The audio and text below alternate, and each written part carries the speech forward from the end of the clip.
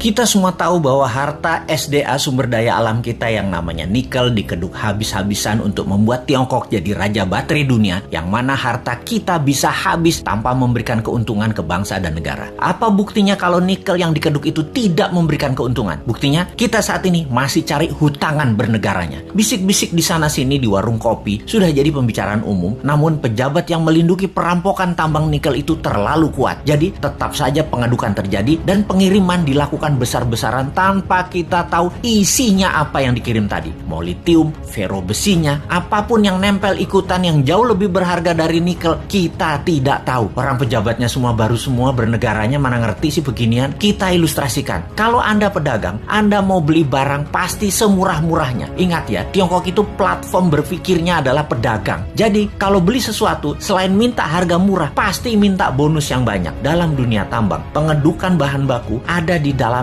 masih all in. Semuanya masih ada. Mulai dari barang berharga, katakanlah nikel, ada juga impuritisnya atau barang yang tidak pure atau barang yang tidak murni atau barang yang tidak diperlukan seperti tanah dan lain sebagainya, masih tercampur. Lalu dibersihkan, macam-macam cara pembersihannya. Ada di leaching, diproses, tujuannya untuk membuang barang yang tidak dibutuhkan. Katakanlah 75% terbuang, tinggallah 25%. Kalau dibawa 100% ke Tiongkok, yang 75% tadi adalah taiknya tambang yang nggak diperlukan. Taiknya mah tinggal di Indonesia aja. Makanya sekali lagi, taiknya dibuang di Indonesia aja. Kalau tadi dari 1 ton produksi tambang nikel ada 2% kandungannya. Setelah diproses tinggal 20%, nikelnya tetap 2%, tapi bukan dari 1 ton, dari 250 kilo. Nah, dalam 250 kilo ini ada fero juga, ada litium juga, ada macam-macam yang dibayar yang paling murah. Yang dibayar apanya? Nikelnya doang. Feronikel, nikel laterit, dan banyak lagi unsur logam dan mineral yang sudah disarikan tidak dibayar oleh Tiongkok. Kita asli bernegara ini bodoh memang. Dan penjajah perampok itu dikasih karpet merah lagi, dilindungi, dan tidak ada yang sadar. Kalau ada yang sadar, maka segerombolan buzzer pecinta cuan anti NKRI mulai memecah belah bangsa dan mencari sisi positif yang kecil dibesar-besarkan dari sisi bosnya, tapi mencari sisi buruk, pengkritisi tanpa solusi, dan diputer-puter beritanya agar rakyat tahu pengkritisi itu dosa. Apa yang terjadi kalau hal ini didiamkan dalam jangka pendek? Bukan dalam jangka panjang ya, pendek ya. Negara kita akan miskin, pejabatnya makin kaya, rakyat nambah lapar. Kita hanya mengingatkan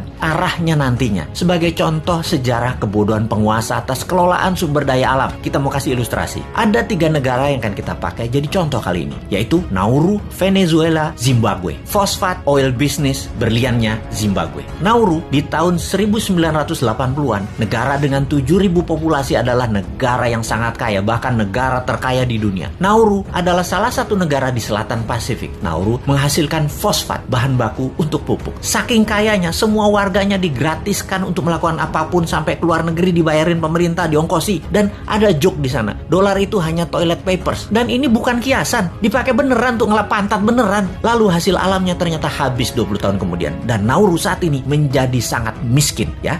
Itulah cerita sederhananya. Venezuela dimanja dengan 95% minyak dan gasnya yang diekspor, membuat negara ini menjadi negara petrodolar. Begitu harga minyak anjlok dan uang hasil ekspor tadi hanya buat foya-foya, bukan untuk membangun sektor lain, Venezuela hyperinflasi dan menjadi negara miskin sekarang. Saat ini ketika harga minyak naik, Venezuela sudah tidak bisa produksi lagi dan tidak ada negara mau beli minyak dari Venezuela. Jadilah Venezuela negara paria, negara setengah gagal. Terakhir, Zimbabwe, penghasil berlian. Begitu tambang berlian habis, pecah perang saudara, ambyar negara Zimbabwe yang tadinya makmur dan menjadi salah satu negara termakmur di Afrika. Kesamaan ketiganya adalah tidak bisa mengelola sumber daya alam dengan baik, dijual murah, dikeduk asing, dilindungi pejabat yang berkuasa pada saat itu. Semoga kita bukan jadi negara yang keempat. Wong pinter semua kok pejabatnya, gak mungkin lah ditipu Tiongkok. Emangnya kayak bos men, bodoh beneran.